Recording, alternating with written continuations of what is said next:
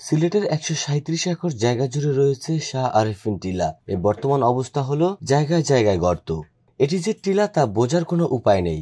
অবাক করার মতো বিষয় হলো ১৯৯৫ সালে আইন হওয়ার পর ১৯৯৯ সালে এই টিলা সরকারিভাবে ইজারা দেওয়া হয়। এরপর থেকে শুরু টিলা কেটে পাথর বের করা।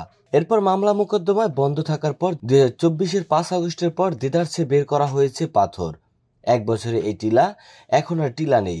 এরকম একটা ধ্বংসস্তূপে পরিণত হয়েছে গত বছরও আগস্টের প্রথম সপ্তাহে প্রায় ৫০ ফুট উঁচু এই টিলা ঠায় দাঁড়িয়েছিল ৭০০ বছরের ঐতিহাসিক শাহ আরেফিন টিলা মাজার হিসেবে। মাত্র ৪ মাসেই এখন তার নিশ্চিহ্ন হয়ে গেছে। শুধু এই টিলা থেকে লুট হয়েছে শত কোটি টাকার পাথর। কারা করেছে এ কাজ, এমন প্রশ্নের অনুসন্ধানে নামে দেশের একটি বেসরকারি স্যাটেলাইট টেলিভিশন চ্যানেল। অনুসন্ধানে জানা যায় এই ধ্বংসযজ্ঞের পেছনে রয়েছে ২০ জনের একটি সিন্ডিকেট।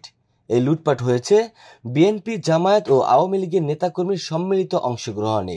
এক বছর চোখের সামনে এসব হলেও হাত পা গুটিয়ে রেখেছিল প্রশাসন। লুটপাটে সাদা পাথর খালি হয়ে যাওয়ার পর শুরু হয় অভিযানের তোড়জোড়। কেন এতদিন চুপ ছিল প্রশাসন, এমন প্রশ্নের কোনো সদুত্তর মেলেনি।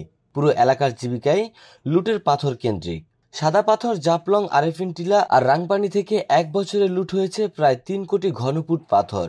উদ্ধার করা গেছে এখন পর্যন্ত মাত্র ৫ লাখ ঘনফুট। যেগুলো বিক্রি হয়ে গেছে আর পাওয়া যাবে না সেসব, আর যেগুলো চূর্ণ করা হয়েছে সেসব আর উদ্ধার করে কোনো লাভ নেই।